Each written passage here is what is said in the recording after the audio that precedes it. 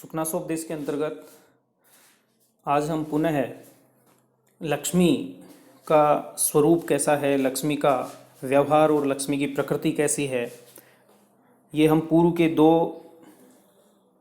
गद्य भाग में देख चुके हैं। और ये इस गद्यांश में भी वही लक्ष्मी का स्वभाव किस किस के प्रति कैसा रहता है, यही इसमें सुखनास राजकुमार चंद्रापीड़ को बता रहे हैं।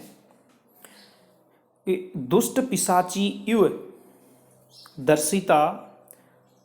दर्शित अनेक पुरुषोच्छाया स्वल्प सत्वम उन्मत्ति करोति। यह जो लक्ष्मी है वह दुष्ट पिशाची इव यानी दुष्ट राक्षसी की भांति दर्शित अनेक पुरुषोच्छाया, अनेक पुरुषों के बराबर ऊंचाई वाली या छाया वाली अर्थात अनेक पुरुषों को उत्पन्न करने वाली होकर स्वल्प सत्वम अल्प सत्व वाले यानी कम बुद्धि वाले या कम साहस वाले व्यक्ति को उन्मत्ति करोति, उन्मुक्त कर देती है।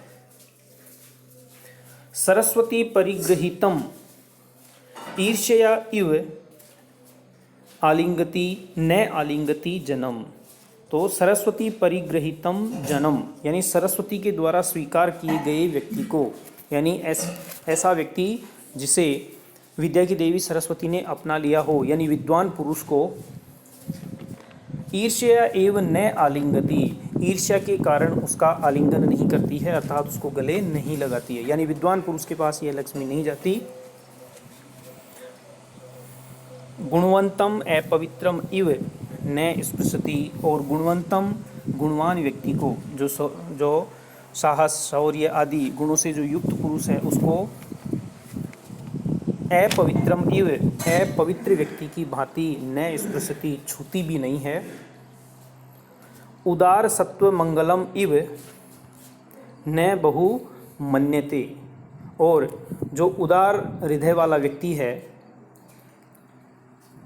उदार सत्व मंगलम इव, और उदार व्यक्ति को, उदार हृदय वाले व्यक्ति को अमंगलम इव यानी अशुभ व्यक्ति की भांति न बहु मन्यते उसका आदर नहीं करती। यानी जिस प्रकार और सुजनम निमित्तम इव न पश्यति, और सुजनम यानी सज्जन व्यक्ति को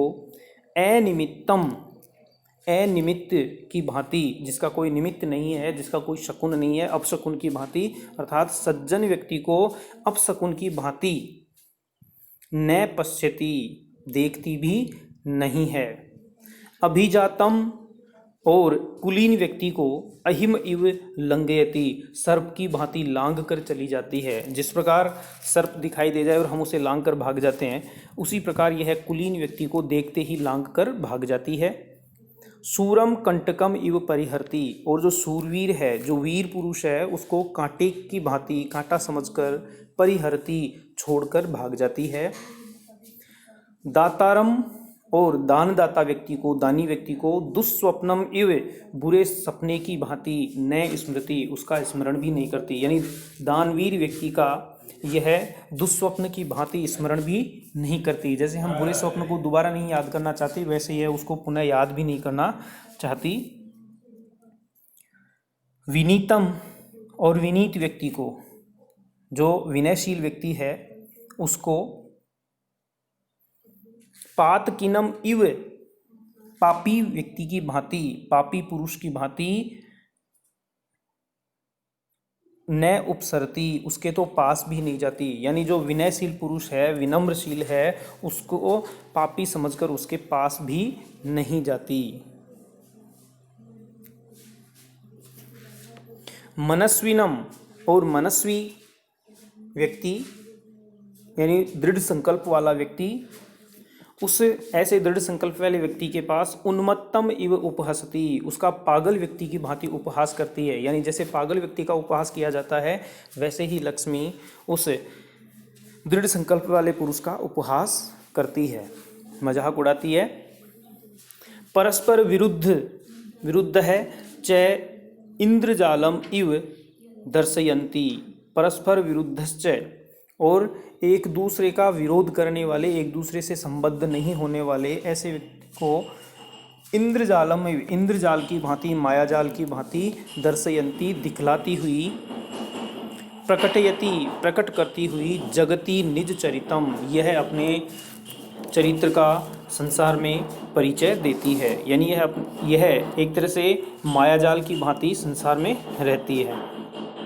तथापि सततम, फिर भी निरंतर, उष्णम आरोहंती, तथापि सततम उष्णम, ऊष्ममाणम आरोपयन्ति अपि जाड्यम उपजनयति, अर्थात यह जो लक्ष्मी है वह फिर भी सततम यानी निरंतर, ऊष्माणम आरोपयन्ति यानी गर्मी को धारण करती हुई भी, गर्मी का आरोप रखती हुई भी, परिवर्तित करती हुई भी, जाड्यम मूर्खता को उत्पन्न करती है। यानी इस लक्ष्मी के आने पर विद्वान पुरुष भी मूर्ख की भांति आचरण करने लगता है।